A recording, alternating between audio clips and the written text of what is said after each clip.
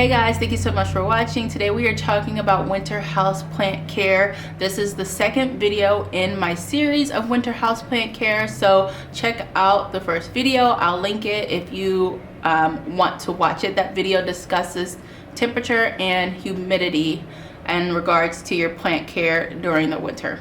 So in this video we are going to discuss watering during the winter and fertilizing during the winter. So I water based on several things. One, I water based on visual of the plant. Is it wilted? If it's wilted, I'm gonna give it a drink in the sink. Make sure you're using a pot with a drainage hole and that you allow the water to flow through that pot. The next sign that tells me I need to water a plant is based on the squeeze test. So you'll have your plants that are more succulent, the plants that have a thicker, hardier, tougher leaf. I do a squeeze test. So basically I just go to the leaf, I go like this, and if the leaf has give to it, meaning that you can, squish it a little bit. We're not trying to damage it, but we're just squishing it a little bit to test for a hardness. Does the leaf feel nice and strong and stiff, or is it kind of you can squeeze it a bit and it's kind of has a, I wouldn't say floppy, but it's kind of, it has a give to it. That you'll want to make sure, if your plants have a give to them, you'll want to make sure that you give them some water. Now for succulents that have like the more rounder foliage, those you can water like when they begin to wrinkle. That's a more visual sign when your succulents wrinkle, or your your cactuses will have a wrinkle to them also. Usually when you get to the point of a wrinkle or a give, that means the plant has gone a really long time between waterings, and that's something that you want to avoid. But if it's the only way that you know, then you definitely could use that method for watering. My cat is being she's distracting me right now. She's looking at me and she's meowing and she's like rubbing all over my tripod, like shaking it. I've had to do this intro several times because she is being so needy.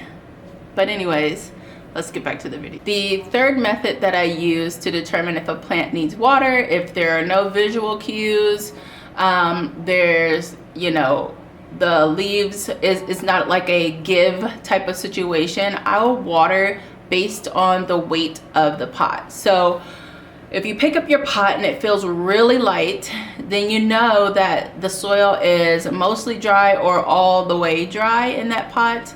If you pick up a pot and it has a weight to it, then you know that there is still moisture in that soil, and you can let that plant go a little bit longer between waterings. In the wintertime, in my house, it is okay for me to go a little long between waterings, just because my plants are doing a ton of growing. So I like to let them dry out a little more during this time of the year. So if I see a plant and the top of the soil is completely dry, I don't necessarily rush off to water it. I'm gonna look for, I'm gonna try the squish test. I'm gonna see if the plant is wilting. What kind of a plant is it? Does it necessarily need to be watered frequently? Is it showing signs of stress? And then I also pick up the pot and do the weight test. You know what a pot feels like, or what a plant feels like when it is fully saturated with water. So just get used to keeping those things in your mind. Like I just watered this monstera. This is how this feels. It's heavy. Okay, so this plant's not going to be need to be watered, for a while. Then a week later, you see the top of the soil's dry. You come, you pick up the plant, and you're like, okay, it's feeling. Still feels like it has some weight to it. I think it's okay. I'll wait a little bit longer to water that plant. That's how I do it. I used to kill a lot of plants over winter, but now I don't kill nearly as many as I did, years ago. And it's because I let them slow down, and I slow down with taking care of them. So I make sure that they're in a good light, and I water them when they actually really need water. I'm just watching them for physical cues and visual cues to tell me when it's time to give them water. Okay, so we are done talking about water. If you have any questions about watering your house plants over the winter, leave them down below in the comment section and I will do my best to help you. You can also email me. My email is listed on my channel. I do have people who email me to ask private questions, and that is totally okay if you don't want to leave a comment below. Okay, so let's talk about fertilizing over winter. Now, you can Google this and they will tell you to stop fertilizing over winter. And I am here to tell you that as long as your plants are alive, you should be feeding them. This is my opinion, my experience, that feeding your plants over winter is still a good idea. Here's what I do. So I don't know if you've heard about the weekly, which is basically you fertilize your plants with a week diluted amount of fertilizer every time you water. So I don't water weekly, so every time I water my plants, they get a little bit of fertilizer in them. Now, you know, always, you know, fertilize based on the packaging of your fertilizer. It will tell you exactly how much fertilizer to use for your plants, and during the spring and summer, you want to do exactly what that says. In the fall and winter, I start implementing the weekly. So as my plants are slowing down growing, I am going to be cutting what the directions tell me to fertilize it with.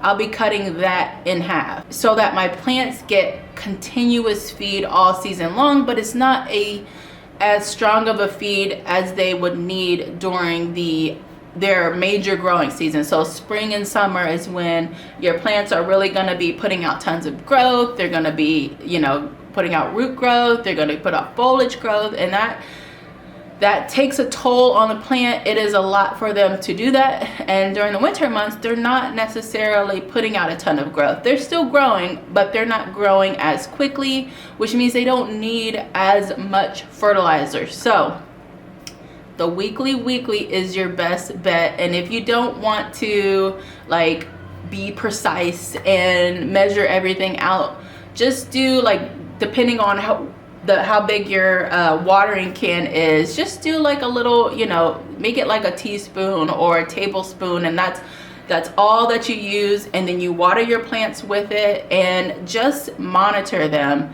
Monitor them for fertilizer burn, monitor them for changes, and if you feel like the fertilizer is harming them, definitely scale back on it, dilute it even further.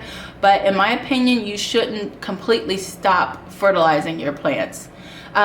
You can also, at the end of, let's say, summer going into fall, add a fresh coating of a granular, oops, there's a gnat, a fresh, like, you know, granular fertilizer or worm casing, something like that will break down over time for your plants. It's not an instant feed, it's a gradual feed.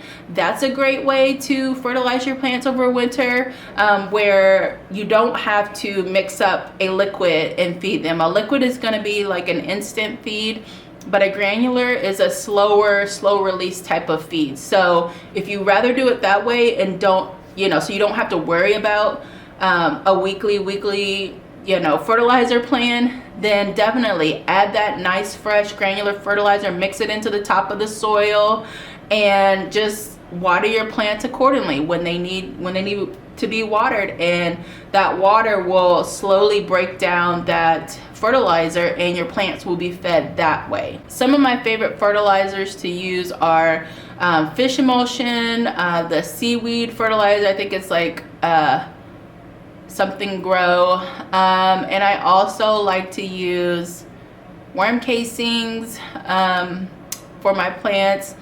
And then I use Arber. Like I use a combination of different things. I don't always use the same fertilizer every time I fertilize my plants, I like to mix it up because different fertilizers are going to give them like different things. Not every fertilizer is exactly the same, and I prefer organic over synthetic, even though I do use both organic and synthetic fertilizers, but my go-to is more so going to be an organic fertilizer. Even though sometimes like with the fish fertilizer, it is funky. Woo!